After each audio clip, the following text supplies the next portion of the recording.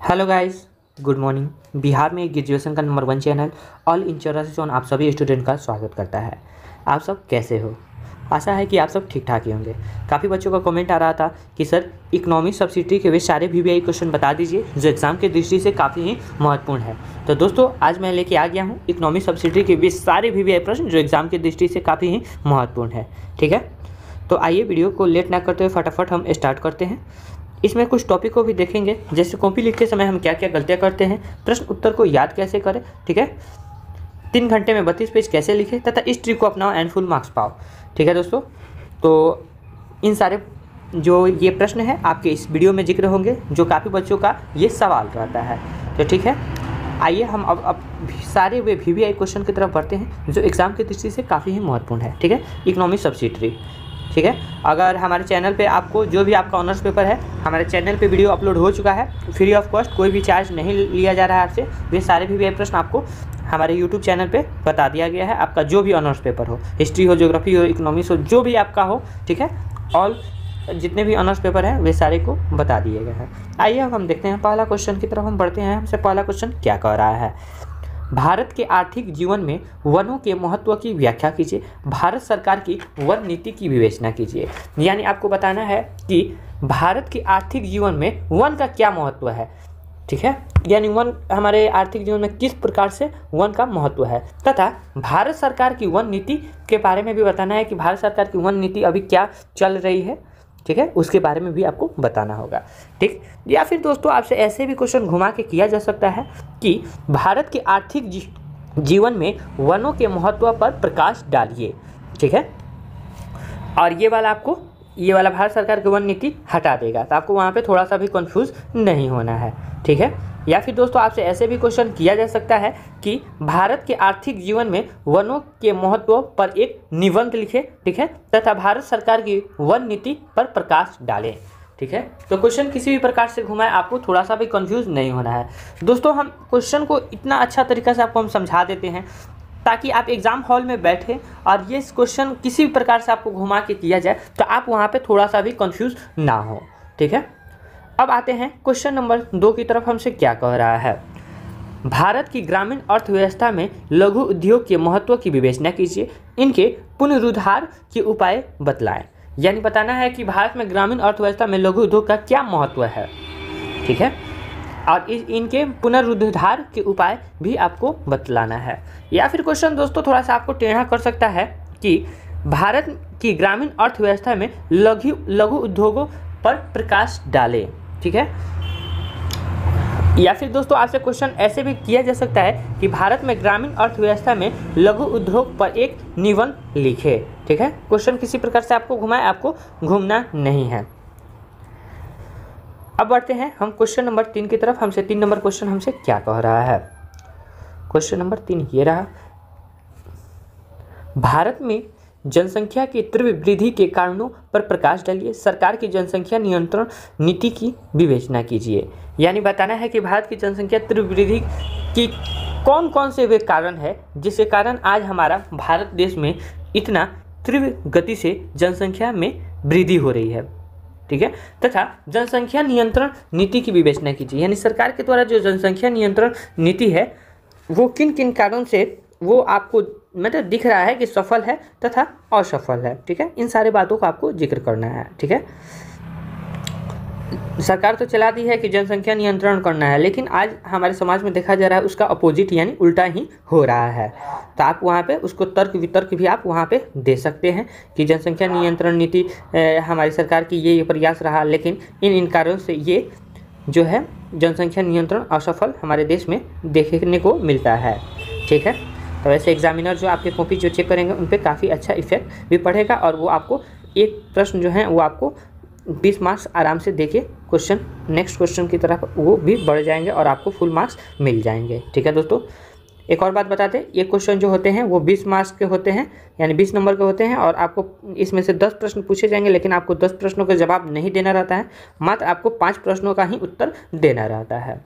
ठीक है दोस्तों, कन्फ्यूज़न ये काफ़ी बच्चों को नहीं पता था कि हमें कितना प्रश्नों का उत्तर देना है, इसलिए हम आपको बता दिए हैं क्योंकि एग्जाम हॉल में आपको थोड़ा सा भी कन्फ्यूज़न का सामना ना करना पड़े। अब आते हैं क्वेश्चन नंबर 4 की तरफ। हमसे क्या कह रहा है, भारत में कृषि जोतों की अधिकतम सीमा निर्धारित करना क्यों आवश्यक है? इस सुधार की प्रमुख समस्याओं का उल्लेख कीजिए। ठीक है, यानी आपको बताना है कि भारत में कृषि जोतों की अधिकतम सीमा निर्धारित करना क्यों आवश्यक है तथा इसके सुधार की प्रमुख समस्या क्या क्या है उसके बारे में भी आपको बताना है। या फिर क्वेश्चन ऐसे भी आपको दे सकता है कि भारत में कृषि जोत की अधिकतम सीमा निर्धारण क्यों करना आवश्यक है, व्याख्या करें। ठीक है, या फिर विवरण प्रस्तुत करें। आपको इस प्रकार से भी क्वेश्चन देखने को आपको एग्जाम हॉल में मिल सकता है। ठीक है, और ये वाला आपका इस सुधार की प्रमुख समस्याओं का उल्लेख कीजिए, ये हटा देगा। ठीक है, अब आते हैं क्वेश्चन नंबर 5 की तरफ। हमसे क्वेश्चन नंबर 5 हमसे क्या कह रहा है? क्वेश्चन नंबर 5 ये रहा हमारा, भारत में उपलब्ध शक्ति के साधनों का संक्षिप्त उल्लेख कीजिए। यानी भारत में उपलब्ध शक्तियों के साधन के बारे में आपको बताना है। ठीक है, अब आते हैं क्वेश्चन नंबर 6 की तरफ। क्वेश्चन नंबर 6 हमसे क्या कह रहा है? क्वेश्चन नंबर 6 ये रहा हमारा, कोई देश इसलिए निर्धन है क्योंकि वह निर्धन है, व्याख्या कीजिए। इस कुचक्र को कैसे समाप्त किया जा सकता है? यानी बताना है कोई देश निर्धन क्यों है और उसकी निर्धनता के जो कारण क्या है उसके बारे में बताना है। ठीक है, तथा इस कुचक्र को हम किस प्रकार से समाप्त किया जा सकता है। ठीक है, क्वेश्चन को समझ गए। अब आते हैं क्वेश्चन नंबर 7 की तरफ। दोस्तों ये सारे महत्वपूर्ण VVI क्वेश्चन हैं। ठीक है, और मुझे उम्मीद है कि हर एक साल की भांति इस साल भी एग्जाम में आपको 7 से 8 प्रश्न एग्जाम में टकराएंगे। ठीक है, तो आप जो भी मैं प्रश्न बता रहा हूँ आप अपने नोटबुक यानी कॉपी में उसे नोट कर लीजिए, क्योंकि आपको जब इसका आंसर प्रोवाइड कराया जाएगा या फिर आप खुद से सेल्फ स्टडी करते हैं तो उस वक्त आपको याद करने में भी किसी प्रकार का कठिनाई का सामना ना करना पड़े, इसलिए आप अपने नोटबुक में ये सारे VVI प्रश्न लिख लीजिए। ठीक है, वैसे जितने भी बच्चे अगर नहीं लिख पाए हैं तो वे आप हमारे जाके टेलीग्राम चैनल से ज्वाइन हो जाइएगा, आपको वहाँ पर PDF प्रोवाइड करा दिया जाएगा। चैनल का जो हमारे यूट्यूब चैनल ऑल इन 84 है उसी नाम से भी हमारा जो है टेलीग्राम चैनल भी चलता है। ठीक, अब आते हैं क्वेश्चन नंबर 7 की तरफ। क्वेश्चन नंबर 7 हमसे क्या कह रहा है? समाजवादी नियोजन से क्या समझते हैं? क्या समाजवाद की सफलता के लिए नियोजन को आप आवश्यक समझते हैं? यानी आपको बताना है कि समाजवादी नियोजन से आप क्या समझते हैं और क्या समाजवाद की सफलता के लिए नियोजन को आप आवश्यक समझते हैं। यानी उनको जो समाजवाद की जो सफलता है उसके नियोजन के लिए आप क्या इसे आवश्यक समझ पाते हैं, इसके बारे में आपको जिक्र करना होगा। ठीक है, या फिर आप ऐसे भी कर सकता है क्वेश्चन कि समाजवादी नियोजन पर टिप्पणी लिखें। ठीक है, मैंने आपको बताना है कि उस समाजवाद नियोजन क्या है। ठीक है, अब आते हैं क्वेश्चन नंबर 8 की तरफ। क्वेश्चन नंबर 8 ये रहा हमारा, स्वतंत्रता प्राप्ति के बाद भारत के विदेशी व्यापार प्रकृति एवं दशा की समीक्षा कीजिए।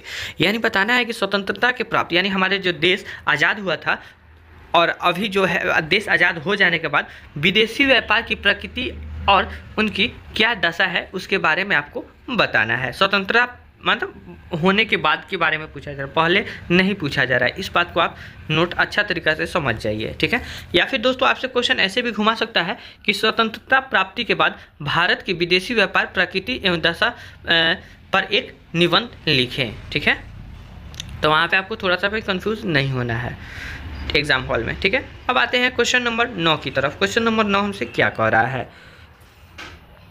सहकारी खेती क्या है? भारत में सहकारी खेती के गुण एवं दोषों की विवेचना कीजिए। ठीक है, यानी आपको बताना है सहकारी खेती क्या है तथा भारत में सहकारी खेती के क्या क्या गुण है और क्या क्या उनके दोष है उसके बारे में भी बताना होगा।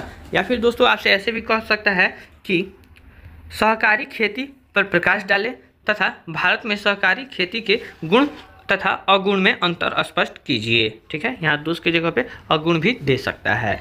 ठीक है, क्वेश्चन समझ गए। अब आते हैं हम क्वेश्चन नंबर 10 की तरफ। क्वेश्चन नंबर 10 ये रहा हमारा, भारत में विभिन्न प्रकार की योजनाएं क्या हैं, व्याख्या कीजिए। यानी भारत में विभिन्न प्रकार की कौन कौन सी योजनाएं हैं उसके बारे में बताना है। अथवा मैं ये भी आपसे दोस्तों क्वेश्चन कर सकता है, ठीक है, कि भारतीय अर्थव्यवस्था की मूलभूत विशेषताओं की चर्चा कीजिए। ठीक है, इसमें दोस्तों 2 प्रश्न और एक्स्ट्रा लिए गए हैं जो एग्जाम की दृष्टि से काफ़ी महत्वपूर्ण है, इसलिए आपसे रिक्वेस्ट है कि ये भी आप 2 प्रश्नों को आप अपनी नोटबुक में यानी अपने कॉपी में लिख लीजिए, क्योंकि ये एग्जाम की दृष्टि से काफ़ी ही महत्वपूर्ण है। ठीक है, और अभी तक जो बच्चे वीडियो को अभी तक शेयर अपने दोस्तों के पास नहीं किए हैं तो उनसे रिक्वेस्ट है कि वीडियो को फटाफट शेयर कर दें, क्योंकि हमारी जो टीम आपके लिए इतना दिन रात मेहनत कर रही है तो उनके लिए कम से कम उनके लिए आप वीडियो को ज़्यादा से ज़्यादा शेयर कीजिए ताकि उनको खुशी मिले। और हाँ दोस्तों, वीडियो आप किस ज़िले से, बिहार के किस ज़िले से देख रहे हैं फटाफट कमेंट करके बताएं, ताकि हमारी टीम आपके लिए इतना मेहनत कर रही है तो उनको भी अच्छा लगता है कि आप जब कमेंट करते हैं कि सर हम इस ज़िले से देख रहे हैं तो उनको लगता है कि हाँ हमने जो मेहनत किया हुआ था बिहार के हर एक ज़िले से हमारे वीडियो बच्चे देख रहे हैं, तो उनकी जो हौसला है काफ़ी बुलंद हो जाती है। ठीक है दोस्तों, और अभी तक चैनल को सब्सक्राइब भी नहीं किया है तो सब्सक्राइब भी कर दीजिए, क्योंकि देखिए दोस्तों अगर आप चैनल को सब्सक्राइब कर दे रहे हैं तो वो आपको जो भी ज़रूरत का मटेरियल है वो ऑटोमेटिक आपको यूट्यूब प्रोवाइड करा देगा। ठीक है, जैसे आपको किसी प्रकार का ऑनर्स पेपर चाहिए तो वो आपको ऑटोमेटिक है कि वो आपको वीडियो सजेस्ट कर देगा यूट्यूब।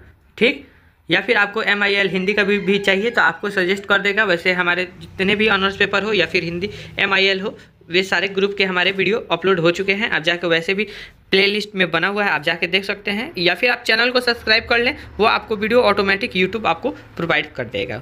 ठीक है, क्वेश्चन नंबर 11 की तरफ हम बढ़ते हैं। 11 नंबर क्वेश्चन ये रहा हमारा कि भारत में औद्योगिक नीति 1991 का परीक्षण कीजिए। यानी भारत में औद्योगिक नीति के 1991 के बारे में आपको बताना है कि औद्योगिक नीति 1991 क्या है।